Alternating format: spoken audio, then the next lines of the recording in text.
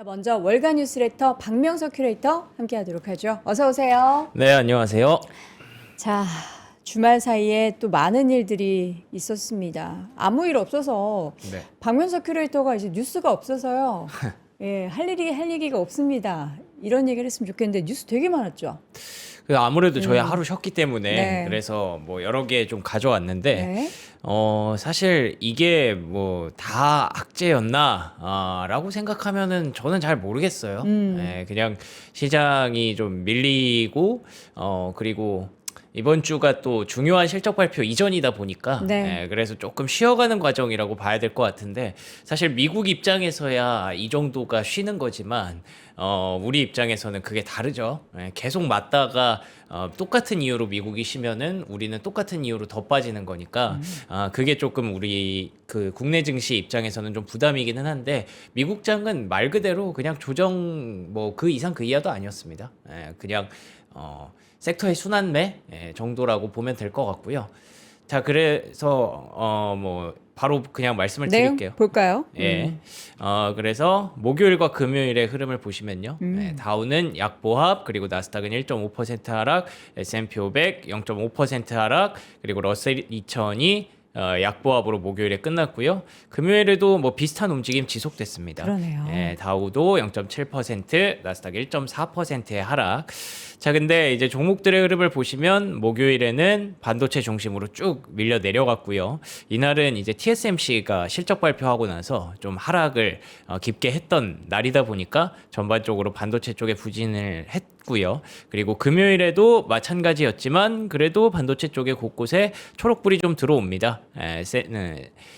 시게이트, 웨스턴 디지털, 그리고 마이크론도 0.5% 하락으로 마감을 했고 SKHY, SK하이닉스 ADR도 상승으로 전환되면서 마감이 됐습니다. 이때는 반도체가 충분히 좀 빠졌다고 생각했는지 이제 다른 쪽으로 좀 확장이 되는 그런 모습이었어요. 네. 전반적으로 어쨌든 목금의 분위기는 별로 좋지 않았다라고 보시면 될 것 같고요. 일단 지금 러셀 2000은 별로 볼 게 없죠. 아무래도 이제 S&P 500 중심의 실적 시즌이기 때문에 목요일과 금요일에 그냥 분위기만 보시면 될 것 같습니다. 자, 그래서 금리는 뭐 차트가 지금 위아래로 들쭉날쭉해요. 계속 윗꼬리 아랫꼬리 달리고 있는 그런 모습이고요. 어찌됐든 지난주에 CPI, PPI가 괜찮았기 때문에 그래도 하방 쪽으로는 방향성을 잡고 있어서 그나마 좀 다행입니다. 근데 국제유가가 80달러를 넘어섰죠. 지금 이란에서 들려오는 소식들이 계속 시장을 좀 부담스럽게 하고 있고요. 달러는 100.77, 금 가격은 소폭의 뭐 상승이지만 뭐 거의 상승도 아니고 비트코인은 64,000달러대에서 계속 등락을 이어가고 있습니다. 네. 자, 이슈 하나씩 보도록 하겠습니다. 네. TSMC 쇼크? 그쵸. 실적이 네. 그 발표되고 나서 지금 주가가 하락했으니까. 주가가 목요일, 금요일 이렇게 빠졌으니까 아니 근데 실적 보면 이거 빠질 실적이 아니잖아요. 그렇죠. 근데 반도체가 이제 실적을 발표하고 급락한 게 지금 벌써 세 번째잖아요. 네. 사실 ASML도 그 다음에 또 빠졌기 진짜 때문에 그러네. 마이크론, 삼성전자, ASML, TSMC까지 벌써 네 번째입니다. 그렇기 때문에 지금 시장은 실적을 별로 봐주지 않죠. 그래서 그 여파로 좀 일단은 목요일에 크게 밀렸다라고 보시면 될 것 같습니다. 네. 요거는 제가 이제 금요일 아침에 저희 따로 이제 방송을 했었잖아요. 월가 킥샷이라고 라이브를 따로 했었고 거기에서는 사실 어떤 제가 이 자리에서는 매일매일의 어떤 뉴스만 좀 전달해 드리느라 시간이 좀 부족한데 거기서는 어떤 좀 장기적인 관점까지 좀 언급을 해드리면서 TSMC 쇼크에 대해서 어떤 보는 제 시선을 좀 말씀을 드렸어요. 그래서 그거는 지금 유튜브로도 계속 열려 있더라고요. 혹시 궁금하신 분들은 월가 킥샷 검색하시면 바로 나오니까 결론은 살짝 얘기해 주자면 그 장기적인 뷰는 좋다는 거예요? 그거는 조금 그 뭐 TSMC에 대한 뷰라기보다 미국 시장에 대해서의 네. 뷰고 미국. 그래서 지금은 하반기에는 미국 증시에 투자를 반드시 해야만 한다라는 얘기를 좀 드렸던 그런 내용이 있는데 요즘 그런 얘기 참 많아요. 예. 여름에는 미국으로 가야 된다. 뭐 이런 예. 얘기 나오고 있죠. 그래서 하이퍼스케일러들도 지금 상황이 많이 달라졌고 그렇죠. 주말 사이에 또 애플이 시가총액 1등 찍기도 했거든요. 장중에 맞아요. 예, 그런 것들을 봤을 때 요거는 조금 반드시 필요한 그런 얘기겠다 싶어서 말씀을 네. 드렸는데 거기서 TSMC도 좀 자세히 말씀드렸으니까 간단히 참고하시면 될 것 같고요. 네. 여기선 좀 빠르게 말씀드리면 일단은 이게 보시면 이게 매출이고요. 이게 그겁니다. 케이펙스, 우리가 흔히 말하는 투자를 앞으로 매출을 이만큼 벌었는데 투자를 이만큼 한다 이런 뜻이에요. 근데 이게 너무 부담스럽다 이거예요. 시장에서는. 이게 몇 년이에요? 맨 끝에 있는 게? 이게 2026년 전망치죠. 지금. 예, 이 3분기에 요 정도의 실적이 늘었는데 네. 갑자기 이렇게까지 늘리니까 이게 부담스럽다라는 건데 사실 저것 또한 좀 말이 안 되잖아요. 뭐 빅테크 하이퍼스케일러 돈 못 버는데 지금 AI로 돈 못 버는데 AI에 천문학적인 돈 투자했는데도 주가가 올라갔는데 이날 TSMC가 이만큼 벌었는데 요만큼 좀 쓸게요라고 하는데 그거를 이제 문제를 삼더라고요. 그래서 지금은 그냥 문제를 계속 찾고 있는 그런 과정이라고 봐야 될 것 같고요. 그래서 뭐 마진 압박이 가해질 수 있고 자본 지출 전망치를 상향 조정했다.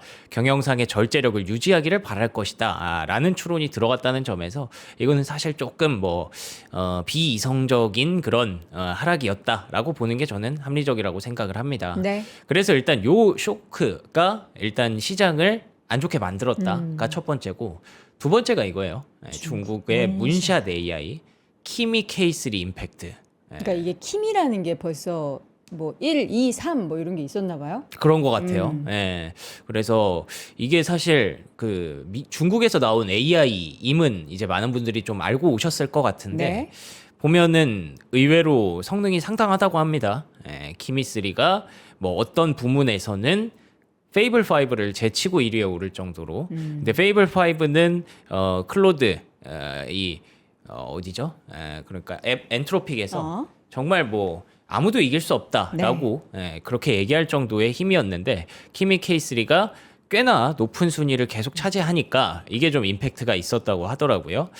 그래서 코딩 및 일반 에이전트를 포함한 벤치마크에서는 클로드 오프스 4.8과 GPT 5.5를 능가했다. 뭐 물론 지금 이 페이블 5나 5.6 소를 능가한 건 아니지만 그래도 꽤나 많이 높아졌다라는 거고 중국이 개발한 AI 중 가장 큰 규모의 AI다라고 얘기를 하고 있습니다. 그래서 결국에는 지금 중국이 이 하드웨어 제약이 있음에도 불구하고 획기적인 성능 향상을 가져올 수 있음을 보여준다라는 반응이 있었는데 근데 반대로 또 이제 딥시크 사태 때와 놀라울 정도로 유사한 과잉 반응이라는 얘기가 있어요. 이 얘기를 왜 하냐면 사실 딥시크 사태가 나왔을 때는 조금 긴장할 만했죠. 이러면 중국이 엄청난 걸 만들어내나 대단한 기술이 있는 건가 싶었는데 지금은 사실 또 그것도 아니잖아요. 그러니까 뭐 중국이 그 대단한 걸 만들어낸 건 사실이지만 에이전트 AI 시대로 가는 과정에서 이게 뭐 모델 하나 잘 만들었다고 박수 쳐주고 이런 시대가 아닌데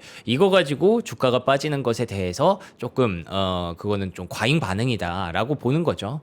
그런데 뭐 어쨌든 중국이 잘하기는 합니다. 지푸라는 곳에서는 연간 반복 매출 10억 달러를 돌파한다라는 얘기가 나오기도 했었고요. 문샷에 지푸에 뭐 이런 거 다 잘한다고 하니까 이거 뭐지? 안 그래도 그 TSMC 때문에 부담스러웠던 시장에 요게 또 부담이 된 거죠. 그런데다가 뭐 시진핑 주석은 또 이런 얘기도 하네요. AI는 세계 경제 성장의 새로운 동력이고 한 국가에 의해 좌우되어서는 안 된다. 이런 얘기까지 하면서 미국이겠죠. 미국. 약간 미국을 좀 염두에 두고 발언을 하기도 했습니다. 이게 하필 또 타이밍이 착착 이렇게 맞았죠. 그래서 시장에 또 부담을 줬던 두 번째 이슈라고 보시면 되겠습니다.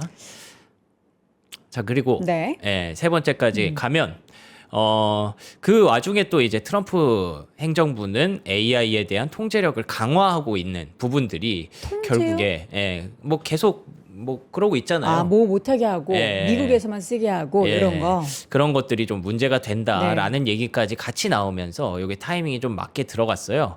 근데 뭐 그거에 대해서 좀 말씀드리면 리포트를 몇 개 찾아보니까 토큰 비용이 딥시크 때처럼 저렴한 게 아니래요. 그래서 그러니까 이게 엔트로픽 뭐 지금 오픈 AI의 높은 사양보다는 저렴한데 예전에 막 딥시크 나왔을 때처럼 다 막 생태계를 교란하는 그 정도는 아니다.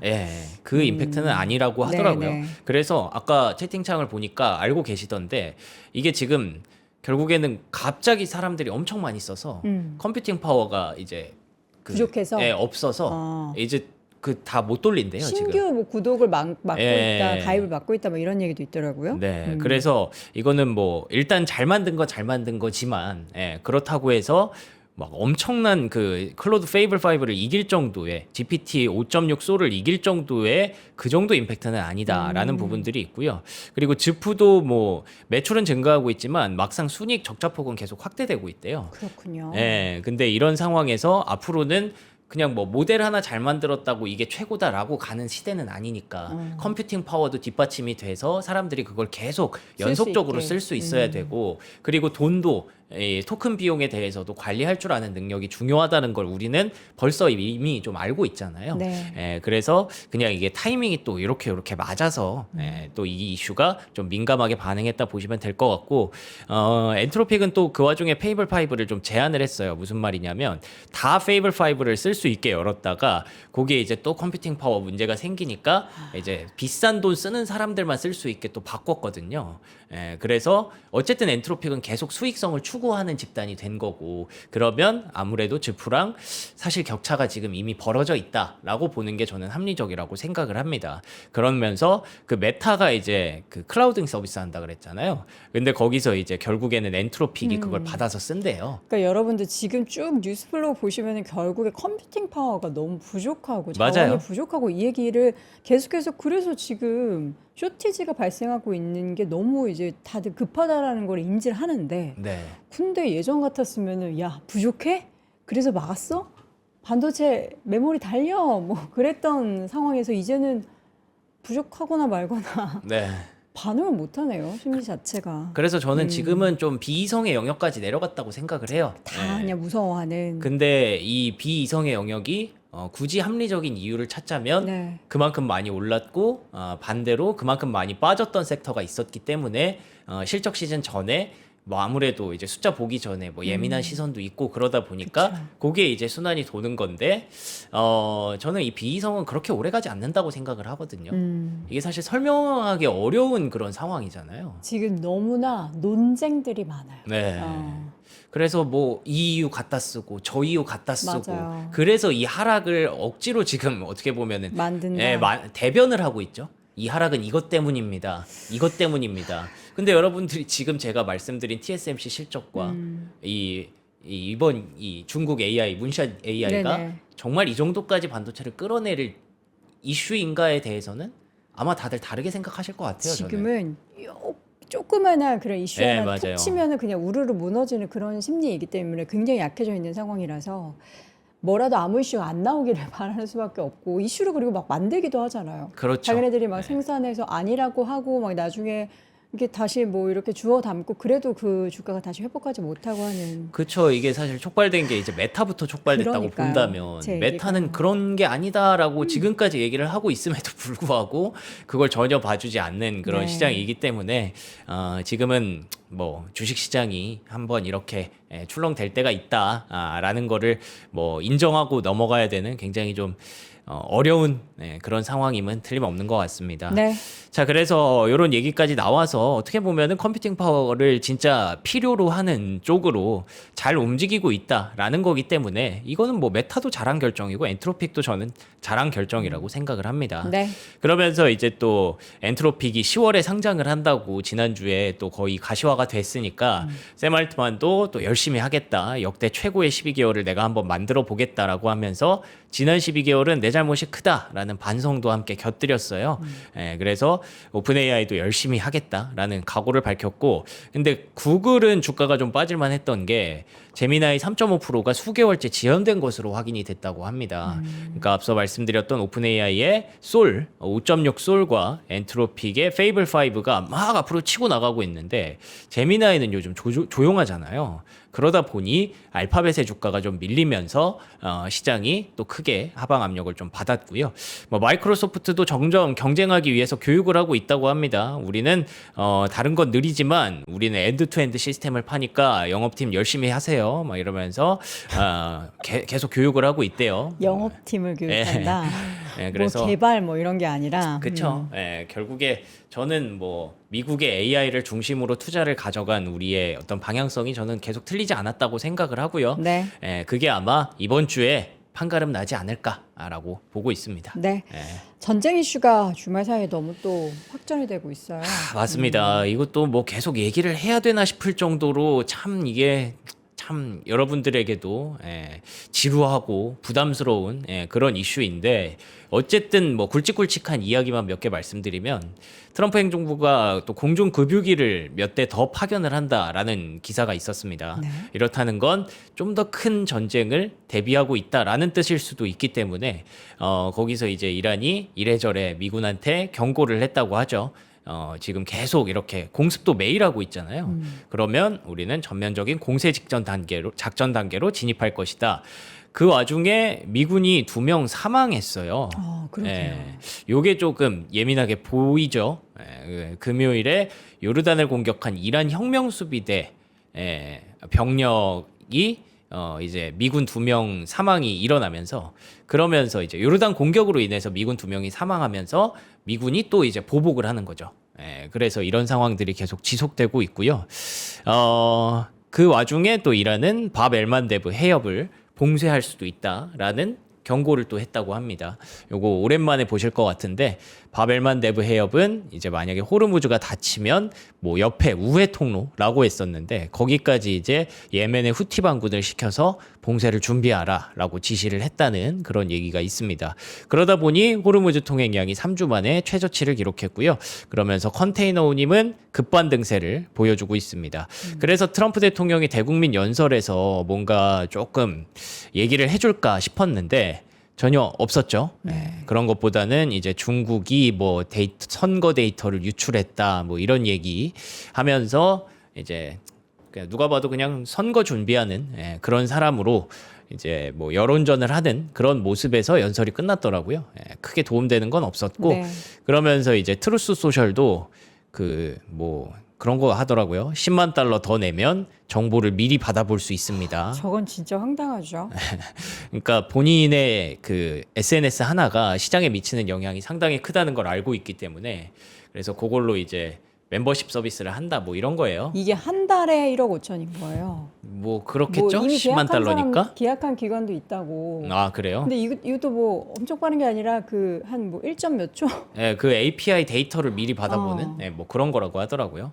그래서 별로 대국민 연설도 도움은 안 됐다. 이렇게 볼 수 있겠습니다. 그 대국민 연설 안에서 뭐 선거 조작 뭐 이 내용에 대해서는 사실 이야기들이 참 많아요. 이 얘기를 왜 굳이 지금 하는 걸까에 그러게요. 대한 분석으로 이거 중간 선거 늦추려 그러는 거다. 선거를 늦춰요? 중간 선거를 늦추게 되면은 이제 그게 신경 안 써도 되잖아요. 지지율을. 그래서 이란 전에 관련해서 뭐 그럴 수도 본인이 있겠네. 그걸 신경 안 써도 되니까 그래서 저도 사실 뭐 그 정치적인 분석 내용은 제가 읽어도 무슨 소린지를 100% 이야기는 어려웠는데 그런 속내에 대한 이야기들이 나오고 있어서 저도 설마 했는데 그 내용은 조금 더 저희가 지켜보도록 하겠습니다. 네. 자, 여러 가지 데이터들도 발표가 됐어요. 네. 뭐 이제 데이터 몇 개 지표. 말씀드리면 네. 지표는 일단 미시간대 소비심리지수 소폭 올라왔습니다. 여기 뭐 올라온 것만 보시면 될 것 같고요. 좀 많아서 빨리 넘어가면 소매 판매도 0.2% 상승했습니다. 뭐 이거는 그냥 예상치 부합 정도고요. 자, 그리고 주간 실업수당 청구 건수는 예상치를 하회했습니다. 그리고 필라델피아 제조업 지수는 급격하게 올라갔습니다. 요거의 공통점을 쭉 하자면 소비심리 괜찮고 소매 판매 괜찮고 실업수당 청구 건수는 예상보다 낮았기 때문에 실업도 괜찮고 필라델피아 제조업 지수, 제조업에 대한 분위기도 나쁘지 않다 이거든요. 이렇게 되면 또 갑자기 또 그 얘기를 하겠죠. 경기가 좋구나라고 하면서 이제 또 로건 총재가 금리 인상 얘기를 또 했어요. 이건 목요일에 나왔던 이야기고요. 참 이게 참 답답한 게 CPI랑 PPI가 그렇게 떨어진 걸 봤는데도 계속 금리 인상 얘기를 하는 게 이게 참 넌센스네요. 저희 입장에서는. 근데 뭐 근거가 아예 없는 건 아니니까 미국인들의 가계 부담이 가중되고 있다. 뭐 이런 얘기를 하니까 네. 일단 그래서 아까 금리 차트가 위아래로 윗꼬리 아랫꼬리를 계속 다는 거예요. 내려가는 게 맞다. 아니지. 금리 인상할 수도 있는데 올라가는 게 맞지라고 계속 서로 이제 반박 의견들이 나오다 보니까 그래서 여기서 또 부딪혔다라고 보시면 될 것 같고요. 그래서 실제로 주택담보대출 금리는 미국에서 최고치를 계속 기록하고 있다고 합니다. 이런 부담은 없다고 볼 수는 없겠죠. 그래서 인플레이션이 계속 문제가 된다라고 하는데 그래도 뭐 다행인 건 미국의 채권에 대한 수요가 끊이지 않고 지속되고 있다고 합니다. 그래서 뭐 부담스러운 구간이라고 볼 수는 없고요. 그렇지만 이제 데이터가 좀 많이 나왔으니까 쭉 한번 정리해서 말씀을 드렸습니다. 네. 자, 우리가 지금 시장이 어떤 구간인지를 한번 볼 필요가 있을 것 같아서 지금 네. 명선님께서 S&P 500 차트를 하나 가지고 왔는데 네. 사실 근데 이거는 코스피와 S&P 500은 여러분 결이 굉장히 다르다라는 점을 생각을 하시고 보셔야 됩니다. 네. 빠진 게 없어요. 맞아요. S&P 500 수 기준으로 그래서 네. 제가 오프닝 때도 말씀드린 게 그냥 뭐 미국에서는 그냥 좀 쉰 거예요. 실적 시즌 전에. 그냥 뭐 조금 빠졌어요. 예. 여기에서 여기까지 좀 내려왔기 때문에 심지어 목요일도 그냥 계속 그 자리 지키다가 그러니까. 금요일에 임팩트가 좀 셌던 거죠. 금요일은 이날 우리나라 쉰 게 다행인 게 막 일본이랑 막 엄청 빠졌다고 하더라고요. 키옥시아는 약간 키옥시아만의 개별 이슈가 있었죠. 소송에서 졌다 뭐 이런 이슈가 있긴 했는데 근데 이제는 이제 키옥시아만의 이슈가 아닌 거잖아요. 다들 그쵸. 그냥 묶어가지고 네. 그냥 하락하는 거잖아요. 그리고 TSMC 밀렸고 키옥시아 밀렸으니까 네. 아시아 반도체 그쵸. 사잡아서 이렇게 하락하는 그런 네. 거였죠. 그래서 S&P 500 기준으로는 요 정도는 그냥 이제 실적 시즌 안에서 일어나는 일단 순환매라고 판단하고 있고 뭐 이 정도로 이렇게 연간으로 엄청나게 올라왔기 때문에 벌써 4년차 강세장이기 때문에 이렇게 쉬어가는 거는 사실 뭐 일도 아니다라고 생각할 수도 있기는 합니다. 근데 그 과정에서 일어난 게 모멘텀 트레이딩의 악화예요. 이게 보시면은 모멘텀 트레이딩이라는 게 최근에 정말 강했거든요. 보라색으로. 그러니까 쉽게 말하면 모멘텀 트레이딩은 가는 종목이 계속 가고 떨어지는 종목 계속 떨어진다입니다. 근데 요 구간에 계속 있다가 갑자기 이렇게 역으로 일어났잖아요. 네. 그러니까 이제 안 가던 종목들을 올리고 가던 종목들이 죽어버리는 현상이 단기간에 굉장히 크게 발생한 거죠. 그래서 요게 이 지표 중에 하나라고 보시면 될 것 같고 이 정도까지 내려오면 더 이상 막 이렇게 내려가지는 않아요. 보통 이 앞에 역사적인 구간들을 진짜 봤을 때. 완전 최저점인데요. 예, 그렇기 때문에 이제 다시 올라올 수도 있는 그런 상황이고요. 그러면서 이제 모멘텀 트레이딩의 변동성이 급등해서 지금 장이 생각보다 왜 이렇게 비이성적이지? 라고 느껴지는 것들이 좀 많이 일어나는 겁니다. 근데 어쨌든 이런 게 뭐 무시할 수 없는 부분이니까 분산이 좀 필요하죠. 이게 25를 4개로 나눈 게 그거더라고요. 주식, 채권, 그 다음에 에너지, 그 다음에 마지막에 현금. 요거를 다 나눴을 때 리턴이 26년도에는 꽤 높은 수준으로 올라왔어요. 그렇기 때문에 분산이 필요한데 그 안에서도 우리가 좀 주식 안에서도 쏠림을 너무 과도하게 가져가고 있었기 때문에 이제 거기서 타격이 좀 발생하는 건데 반대로 분산을 잘 해놓으신 분들은 뭐 나쁘지 않은 그런 상황이 될 수도 있겠죠. 지금은. 근데 문제는 이제 반도체다. 우리가 이제 다양한 지수에 대해서 이게 약세장 진입에 대한 기준을 고점 대비해서 20% 하락한 걸 얘기하잖아요. 그렇죠.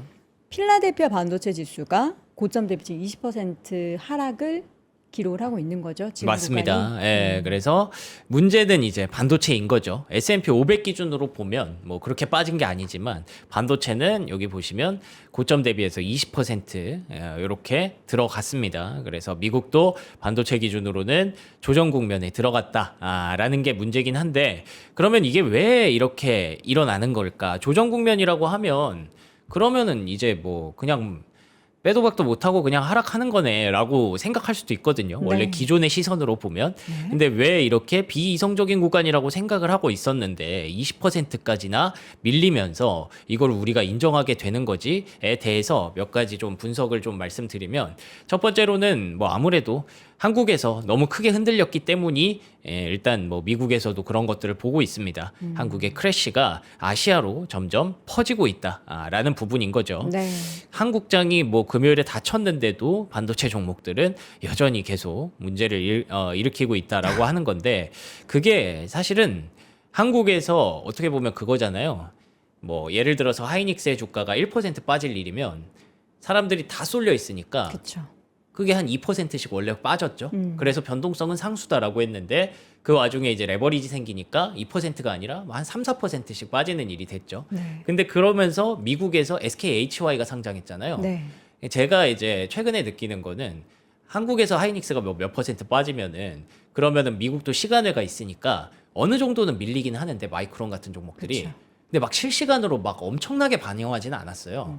근데 SKHY ADR이 생기니까 실시간으로 걔가 엄청 반영을 하더라고요. 바로 연동이 되니까. 그러니까 그걸 보고 이제 마이크론이랑 샌디스크도 뭔 일 있나 하면서 더 크게 빠지는 그런 현상이 계속 발생하더라고요. 근데 그 와중에 미국도 SKHY 레버리지가 계속 출시가 되고 있습니다. 그러니까 이제 위아래로 밤낮으로 위아래로 변동성이 커지는 거죠. 예, 그래서 SK하이닉스의 그 뭐 레버리지 쉐어즈 막 이러면서 SK하이닉스가 안 그래도 ADR 상장되고 미국에서 7,500만 주가 막 하루에 거래될 정도로 어마어마한 지금 거래량을 동반하고 있거든요. 옵션 변동성이 막 180%. 미국 시장의 변동성이 비정상적으로 높다. 이런 부분들이 일단 첫 번째 임팩트가 된다고 보시면 됩니다. 근데 최근에 국내 증시가 계속 안 좋았기 때문에 그래서 또 이게 같이 여파를 좀 받고 있다라는 거고 결론적으로는 변동성이 너무 커지니까 사람들이 계속 빠져나가죠. 이렇게 변동성을 갖고 좀 상방으로 어떻게 한번 먹어봐야겠다. 레버리지로 해봐야겠다. 미국도 그렇고 한국도 그랬는데 그 사람들이 계속 빠져나가면 나갈수록 이제 흘러내리는 그런 모습들이 일단 첫 번째 이유다. 그래서 블룸버그에서도 결국에는 한국의 변동성이 지금 좀 멈춰야 이게 너무 큰 영향을 주고 있다라는 거기 때문에 한국의 영향력이 상당히 커졌다라는 걸 지금 인정하고 있는 상황이고요.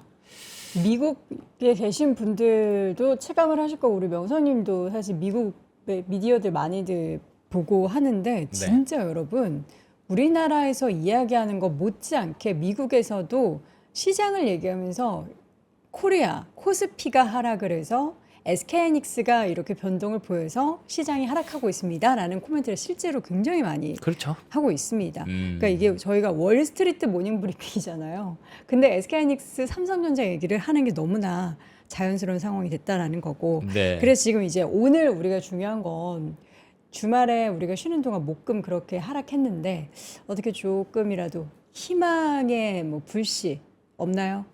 뭐 희망의 불씨라고 할 저는 만한지는 이걸 모르겠지만 보면서 예. 요거 붙잡을까 하는 그런 생각. 그래도 이거 SKHY가 네. 뭐 어쨌든 ADR이 양봉을 좀 만들었다 금요일에 그래도 상승했거든요.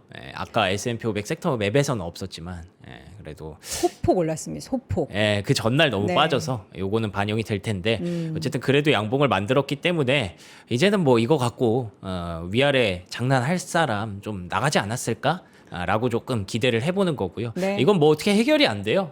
해결을 할 수 있는 사람도 없고 그렇기 때문에 이거는 그냥 변동성 놀이를 좀 그만했으면 좋겠다 시장이 그거를 바라는 방법밖에 없고 그리고 두 번째로는 그래서 또 건강한 조정이다라고 얘기를 하는데 자꾸 내 건강이 상하니까 이게 건강한 조정인지 아닌지를 모르겠죠. 맞아요.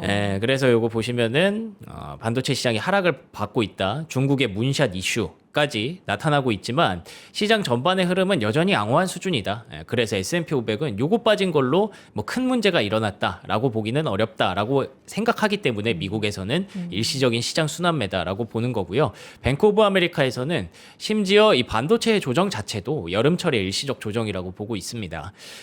뱅크 오브 아메리카가 상당히 시장에 대해서 조금 보수적으로 보는 입장이죠. 왜냐하면 이제 금리 인상을 3번 할 수 있다라는 입장을 여전히 맞아요. 유지하고 있는 기관이기 때문에 근데 반도체가 이렇게 크게 흔들리는 건 이 시즈널한 조정이다라고 보고 있어서 어떻게 보면 비이성적인 그런 상황이 좀 더 과격하게 일어나면서 이게 참 받아들이기 어려운 그런 상황이라고 봐야 될 것 같습니다. 네. 근데 제가 왜 자꾸 비이성적이라고 얘기를 하냐면 여러분들 주말 사이에 시티은행이 또 구글과 메타와 아마존의 케이펙스 전망치를 또 상향했습니다. 왜 자꾸 상향하는 거예요? 8천억 달러까지. 그만큼 투자를 해야 되니까요.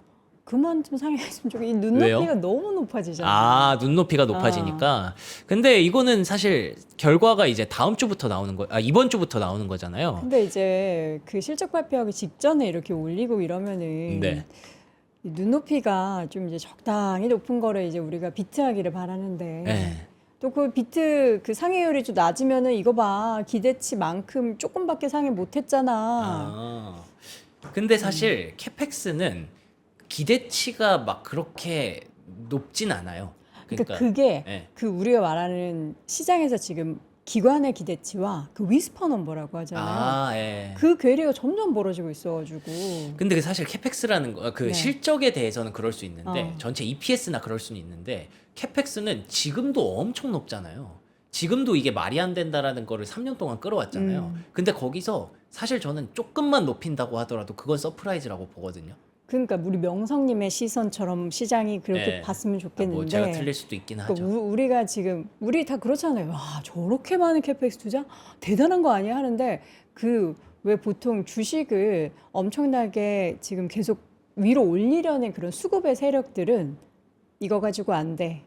쇼미더머니 더 보여줘. 요 심리가 지금 분석 자료에 의하면 이런 심리가 미국에서 너무 크다. 그래서 눈높이가 높아진 것을 더 많이 상회해야 된다. 돈을 더 많이 써야 된다? 와, 그거는 조금 그쵸. 모르겠네. 말이 안 되죠. 네. 돈이 지금 이거밖에 없는데 여기서 네. 이렇게 잘 운영하면 될 것 같은데 우리의 생각과 또 그들의 생각이 다르다. 근데 이거는 저는 그 맥락 아닐까요? 그러니까 하이퍼스케일러들한테는 이제 숙제죠. 더 많이 쓴다고 하면은 그러면 더 많은 걸 보여줘야 된다. 그거는 숙제기는 한데 이 하드웨어 섹터에는 더 많이 쓰는 것만 지금 기다리고 있는 상황이니까 그쵸. 저는 모르겠어요. 예, 어쨌든 제 생각은 이게 캐펙스가 발표돼서 뭐 기대가 얼마나 있는지는 모르겠지만 조금만 높인다고 해도 시장은 다시 비이성을 조금 줄이지 않을까라고 보고 있는데 근데 어떻게 보면 지금 이렇게 생각하시는 것도 맞는 게 지금 한 3주, 4주 동안 지금 반도체에서 타격을 받으니까 뭐 모든 것들을 지금 좀 의심하게 되는 건 맞죠. 네. 예.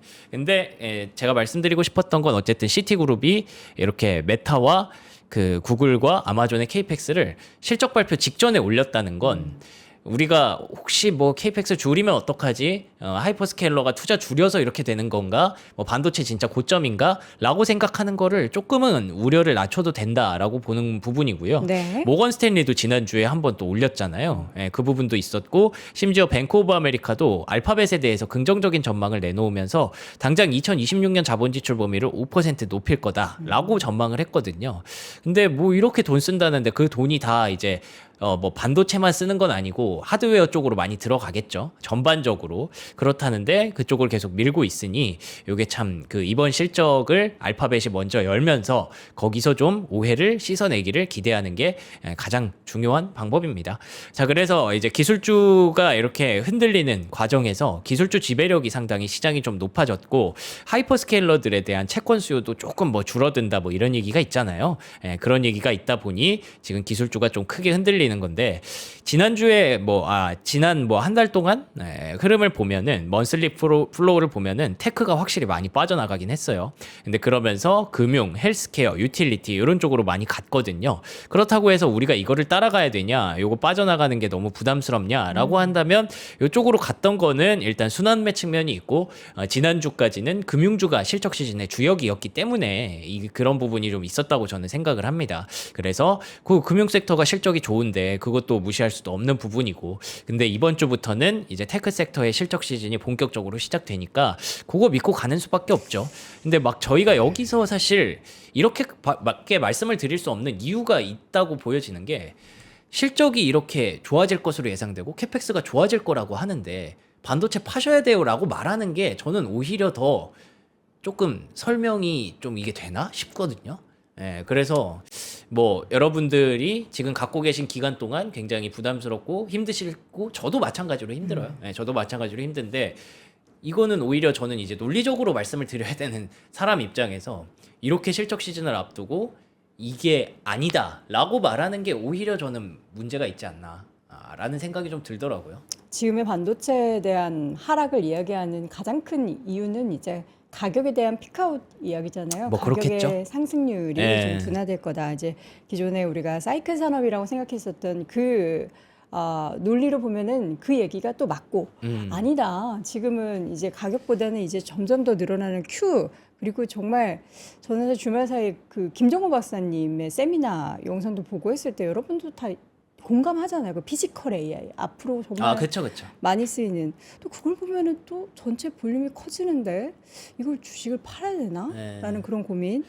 그리고 뭐 제가 굳이 한마디만 좀 얹자면 너무 반도체를 그냥 메모리 반도체만 생각하지 않으셨으면 좋겠어요. 그렇죠, 개인적으로는. 그렇죠. 예, 우리가 이제 국내 증시 비중이 높으신 분들이 많기 때문에 그렇게 보시지만 저는 AI 하드웨어라고 계속 말씀드리는 게 그 하드웨어의 범위는 엄청 넓거든요. 근데 우리는 AI가 잘 된다? 그러면 삼성전자 하이닉스만 오른다라고만 너무 생각하는 것 같아요. 그렇죠. 예, 근데 그게 아니라 굉장히 다양한 섹터가 있기 때문에 거기에서 뭐 메모리 반도체는 지금 뭐 Q와 P가 꽉 차 있기 때문에 어느 정도 뭐 피크아웃에 대한 우려 어느 정도 있다고 저는 생각을 하거든요. 근데 AI 하드웨어가 메모리 반도체 때문에 다 밀리니까 그거는 조금 비이성적인 영역이다라고 보는 거라서 조금 그래서 시선을 좀 더 넓게 가지셨으면 좋겠어요. 네. 예. 그래서 어쨌든 아. 이제는 뭐 실적 시즌이 이제 본격적으로 시작이 되기 때문에 이제 뭐 변명도 안 통합니다. 알파벳이 캐펙스를 늘렸는데도 AI 하드웨어가 주가가 빠지면은 그거는 뭐 그냥 뭐 틀린 거죠. 예, 계속 틀린 거고 이 다음 순서들이 계속 기다리고 있으니까 이 안에 좀 우리가 해결되기를 기대하는 수밖에 없고요. 이 스케줄 여러분 잘 기억해 두세요. 네. 다만 이번 실적 시즌이 과거랑 좀 다른 점은 뭐냐면 항상 이 실적 전망치가 계속 올라가는 건 맞거든요. 네. 그래서 제가 실적 시즌에 실적 전망치도 이렇게 올라가는데 AI를 이걸 버리고 가는 게 맞나라는 생각을 계속 드는 건데 근데 관건은 요거죠. 항상 이렇게 피크를 찍던 구간에는 항상 좀 빠지다가 거기서 이제 상대적으로 올라가는 구간이 많았거든요. 전년 대비. 실적이 피크를 기저 효과로 찍었을 때. 인해서 기저 효과로 인해서 기대를 받았던 구간들이 좀 많거든요. 네. 근데 지금은 좋았던 구간에서 계속 올라가는 거잖아요. 그 차이가 조금 있다. 그래서 지금은 그게 좀 부담스러워서 아까 말씀하신 것처럼 더 좋아야 된다, 더 좋아야 된다. 이런 시선도 분명히 있기는 있다는 거. 네. 뭐 다행히 출발은 좋았기 때문에 저는 실적 시즌이 나쁘지 않을 거라고 일단 생각은 합니다만 그거를 이제 들어줄지는 이번 주에 흐름을 좀 기다려야겠죠. 돈 안 쓰는 애플 시총이 1위 잠깐 찍었어요. 애플이 좀 뭐 어쨌든 결과적으로는 똑똑하게 플레이를 하는 것 같아요. 이게 요새 보니까 기기에 대한 가격 정가도 하더니 서비스에 대한 가격 정가도 아, 하더라고요. 그래요? 이번에 뭐 서비스 뭐 음악 듣는 거 뭐 있잖아요. 그거 가격도 올린다고. 그러니까 가격을 올리기 위한 포석이었는데 그게 뭐 잘 들어간 거죠 어쨌든 시장의 어떤 변동성도 유도하면서 그러면서 본인 쪽으로 수급 쏠림을 또 만들기도 하고 네. 그러면서 애플이 시총 1위를 탈환을 했습니다. 그리고 돈은 또 많기 때문에 그걸로 막 이제 AI 막 경쟁하다가 탈락한 기업들 사면 되잖아요. 줍줍하면 되기 때문에 그래서 아주 뭐 영리하게 판단을 하고 있는 거죠. 네네. 얄밉기는 하지만 그래서 뭐 일단은 엔비디아가 지금 다시 1위를 하긴 했는데 근데 이게 굉장히 중요해졌다라는 내용이고요. 네. HSBC에서 그래서 보유해서 매수 등급으로 급격하게 상향을 했습니다. 그래서 과도한 캐펙스 논란에서 벗어날 수 있을 뿐만 아니라 애플 인텔리전스를 지금 계속 가동을 하고 있고 시리가 올해 출시되면 그 부분들이 시장에 호재가 될 것이다 라고 보고 있습니다. 그러면서 이제 또 현 오픈 AI로 넘어간 직원들한테 법적 서한까지 보냈다고 하더라고요. 참 테크트리를 잘 짜고 있는 얄밉게도 잘 짜고 있는 그런 애플이었고요. 자, 두 번째로는 넷플릭스가 주가가 뭐 보시면은 이런 거는 빼도 박도 못하죠. 빨간불이 많네요. 이러면 어쩔 수가 없는 건데 기대가 이것도 좀 높았다고 봐야 되나 싶을 정도로 실적의 성장세 자체는 유지가 됐었습니다. 네. EPS도 비트하기도 했고요. 그래서 잉여 현금 흐름이 세금 납부액 증가로 인해서 압박을 좀 받았다. 근데 가격 인상 제대로 진행됐고 올해 목표 달성할 수 있을 것이다. 라고 얘기는 하지만 금요일에 주가가 급락을 했고 이 사람이 또 오랜만에 나와가지고 요즘 돈 좀 버셨을 것 같아요. 그러니까요. 마이클 버리가 디즈니는 와인을 만들지만 넷플릭스는 우유를 만든다라고 하네요. 그러니까 와인은 오래 숙성할 수 있잖아요. 근데 우유는 지나가면 썩잖아요. 아니요. 그 우유 중에서도 왜 네? 그런 우유 있잖아요. 그 뭐라 그러지? 이렇게 가열해가지고 따로 이렇게 비닐팩해서 파는 우유. 뭐죠? 몰라요. 그 있잖아. 오래 먹을 수 있는 우유. 몰라요. 그런 게 있나요? 있습니다. 그 종이팩에 이렇게 들어가지고 네. 그 유효기간이 되게 긴 거 있어요. 오. 그 여러분 아시죠? 예.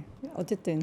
뭐 어쨌든 그 표현을 한 거는 이 사람이 그냥 넷플릭스는 너무 단기적인 그런 컨텐츠만 만든다 이거예요. 예, 지나가면 별로 재미없는 뭐 그런 얘기를 했다 정도의 뭐 느낌이고. 멸균우유. 감사합니다, 여러분.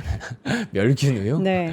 그래서 뭐 요즘 자주 보이시길래 한번 말씀드렸고, 그래서 넷플릭스 가져온 거는 어쨌든 지난주는 금융주의 시간이었기 때문에 금융주로 수급이 도는 게 명확했습니다. 금융주는 그래서 계속 신고가를 보여줬고, 근데 금융주의 호실적 역시 AI 덕이기 때문에 이제는 뭐 AI가 어디에서 효과가 나는가 그쪽으로 포인트가 좀 바뀌었어요. 네. 그래서 돈 쓰면 AI 인프라가 오른다에서 뉘앙스가 조금 바뀐 건 인정해야 돼요. AI를 누가 효율적으로 더 잘 쓰기 시작했니?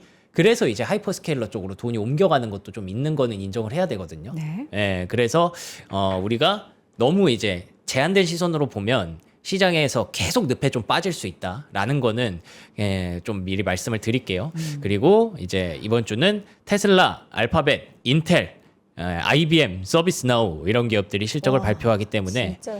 굉장히 다양한 기업들이 많습니다. 다음 주에는 아마 더 할 거고요. 맞아요. 그래서 이번 주 다음 주가 어떤 그런 중요한 분기점이 변곡점? 될 수 있다. 입니다. 그래서 여기까지 네. 하면 될 것 같습니다. 자, 스페이스X 뭐 신저가 뭐 그거는 안 해도 될 것 같아요. 알겠습니다. 네. 자, 여러분 시장 상황이 과연 이번 빅테크 기업들의 실적 시즌 이번 주 다음 주로 인해서 정말 긍정적인 턴어라운드하는 변곡점이 될지 여부는 우리가 지금 예측하는 건 사실 의미가 없는 것 같습니다. 오늘 삼프로아뜰에서는 그래서 뭔가 축하하는 것도 없는데 갈비탕을 준비했어요. 이제는 뭐라고 얘기해야 될지도 모르겠어요. 왜냐면 뭐 얘기만 하면 이제 혼나니까. 좋은 얘기를 하고 싶어도 너 너무 희망으로 돌리지 마라 하실 것 같아서 그냥 여러분 든든하게 뜨끈하게 갈비탕 한 그릇 드시고 출근하시라고 저희가 준비를 했고요. 요거 여러분들이 항상 되게 좋아하시는 해운대 갈비탕. 저희가 갈비탕은 두 군데 거 자주 소개해드리거든요. 워커힐 갈비탕과 해운대 갈비탕. 해운대 갈비탕 6인분 준비했고요. 요거 핫딜가 37,000원대입니다. 그리고 지금 800g의 대용량이기 때문에 요거 거의 뭐 한 2인분 정도 될 것 같은데요. 60년 전통의 소고기 면과의 깊은 국물, 그리고 여러분들 뭐 해운대 여기 암소갈비집은 다들 많이 알고 계시기 때문에 고기 좋습니다. 굉장히 부드럽고요. 부드러운 갈비살 사용을 하고 시원한 무의 완벽한 조화를 느끼실 수 있습니다. 고기 굉장히 고기 안 보이네. 도톰합니다. 한 입 먹어볼게요. 죄송한 말씀이긴 한데 맛있긴 하네요. 마음이 무거워도 혀가 거짓말을 못하네요. 그러네. 이게 뭐 좀 있습니까? 먹어야지. 주식이 갈비가 됐어요. 갈비에는 살이 별로 없죠. 그렇죠. 먹을 게 없다. 근데 여기는 살만 발라냈습니다. 뼈에 붙어 있는 게 제일 맛있긴 한데 뼈가 없네요. 살만 뼈 없이 그냥 편하게 드실 수 있어요.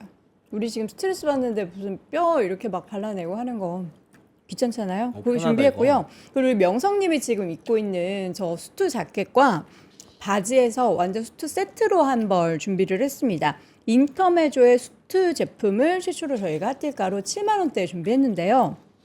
구김이 없어요. 링클프리. 우리 여름에 땀 많이 나고 하고 습한데 구김 있으면은 또 그거 되게 좀 그렇잖아요. 구김이 없이 입을 수 있는 아주 편안한 그런 수트고요. 양말 세트까지 함께 증정해 드린다고 해요. 그레이 컬러와 블랙 컬러 양말 세트 같이 준비를 했고, 요거 블랙과 네이비 두 가지 준비했으니까 그냥 편안하게 두 벌 구입하셔서 월, 화, 수, 목 이렇게 번갈아 가면서 입으실 수 있는 그런 제품입니다. 상의는 95세에서 115 사이즈까지, 하의는 30에서 허리 40까지 준비를 했고요. 흡습, 속건 빠르게 마른다라는 거죠. 기능으로 쾌적한 착용감을 연출하실 수 있는 두 가지 수트 제품 여러분 함께 저렴한 가격으로 가져가셨으면 좋겠습니다. 자, 저희는 이건희 대표님과 잠시 후에 돌아오도록 하겠고요. 지금까지 박명석 큐레이터 함께했습니다. 고맙습니다. 고맙습니다.